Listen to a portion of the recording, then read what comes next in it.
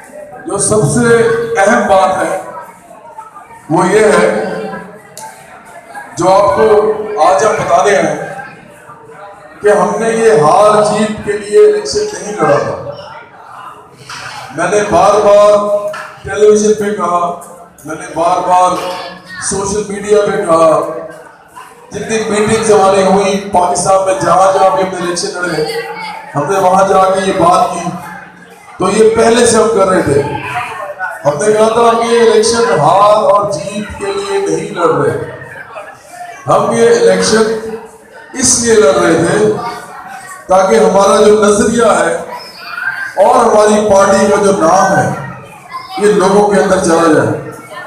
तो मुझे बहुत खुशी है कि लियारी में शायद ही कोई ऐसा घर होगा जिसको ये मालूम ना हो कि बराबरी पार्टी एक पार्टी है और बराबरी पार्टी का नजरिया जो है वो इंसानों की बराबरी के ऊपर है।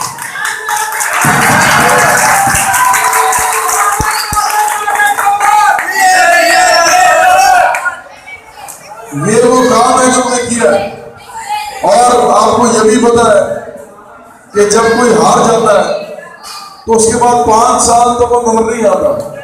तो यहां तो जीतने वाले नजर नहीं आते, हारने वाले क्यों नजर आएंगे। इलेक्शन जो है वो एक कारोबारी सिलसिला होता है। आमतौर पे लोग इलेक्शन इसलिए लड़ते हैं ताकि वो थोड़े बहुत पैसे लगाए, उसके बाद ज्यादा पैसे जाके बनाए।